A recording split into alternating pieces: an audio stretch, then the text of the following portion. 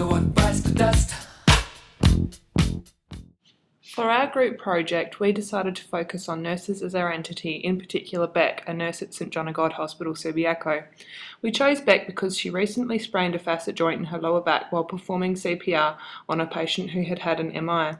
We did a search of the literature focusing on nurses and lower back pain, showing that 40% of nurses suffer from some sort of lower back pain, and performing CPR is a major contributor to its incidence.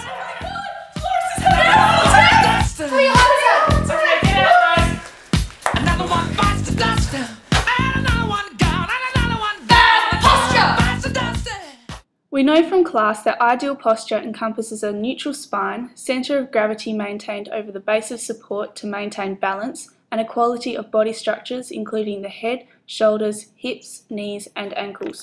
Performing CPR changes all three of these ideals. Your spine generally does some amount of flexion and extension, the centre of gravity shifts forward and the hips and shoulders come out of correct alignment. Correct CPR posture is generally head facing forward, not down, shoulders protracted, hip flexion and extension to produce the main movement of compressions, elbows locked, wrists in straight alignment with fingers flexed and interlocked, and kneeling on a flexed knees in an ideal setting. A common modality used by nurses when performing CPR is to raise one leg onto the bed, such as in the case of our subject Beck. They do this to gain stability and to place their centre of gravity forward, putting more force behind each compression.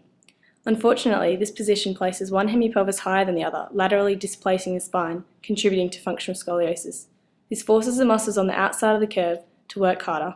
In addition, the intervertebral discs are compressed, risking disc herniation or, in Beck's case, a sprained facet joint.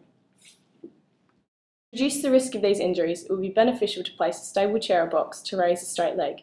This would also reduce any injuries to the gastrocnemius and soleus of shorter nurses who must plantar flex to gain the extra height. Ideally, a stable retractable bench on each bed would eliminate functional scoliosis completely by mimicking CPR in a kneeling posture. The biomechanics of the CPR motion uses a third-class lever and occurs about an axis running through the hip joint, with the load being the trunk, upper limbs and head, and the force being produced from the hip extensors and flexors. There are two significant phases of the motion, which are a downward and upward phase, and occur as reverse origin contractions. The downward phase occurs as hip flexion, caused by an eccentric contraction of the hip extensors. The hip extensors include gluteus maximus, biceps femoris, semitendinosus, and semimembranosus. The upward phase occurs as hip extension, caused by a concentric contraction of the hip extensors. Throughout CPR, the spine is held in a neutral position and is stabilised through isometric co-contractions of the erectus spinae, rectus abdominis, internal and external abdominal obliques.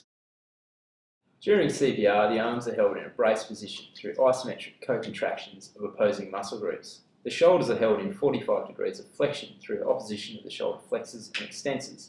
They are also held in internal rotation and slight adduction through opposition of the internal and external rotators and abductors and adductors. This movement is accompanied by protraction and upward rotation of the shoulder girdle, which is stabilised by the scapular rotators, protractors and retractors. The elbow and wrist are held in full extension through the opposition of the elbow flexors and extensors and opposition of the wrist flexors and extensors. Finally, the arm is held in mid-pronation through the opposition of the forearm pronators and supinators. Beck also mentioned she hurt her neck by turning to look at the defib behind her. The ipsilateral contraction of the sternocleidomastoid and splenus capitis and cervicus allowed Beck to rotate her head. However, when these muscles are contracted, the contralateral muscles are on stretch. A prolonged stretch and the repetitive movement over a short range of motion can cause acute tears or strains. To reduce the risk of neck pain and soft tissue injury, the monitor for the defib could be placed in front of the nurse. This eliminates any need to turn the head. Ultimately, the best intervention to prevent injury to nurses performing CPR is to remove the manual execution of compressions. The autopulse is able to move more blood more consistently than what is possible with the human hands. This method allows consistent compressions without the need for a nurse and consequently eliminates any risk of lower back injury. The autopulse also allows for another person to help with the code. These interventions are invaluable to Beck. They will decrease her lower back pain and allow her to perform other valuable occupations pain-free, lower her risk of injury in future CPR situations, and have enabled her to teach correct CPR to her at-risk colleagues.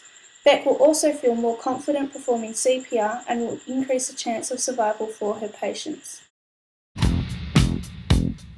Another one bites the dust. Another one bites the dust. And another one gone, and another one gone. Another one bites the dust. Hey, hey, we're gonna get you too. Another one bites the dust.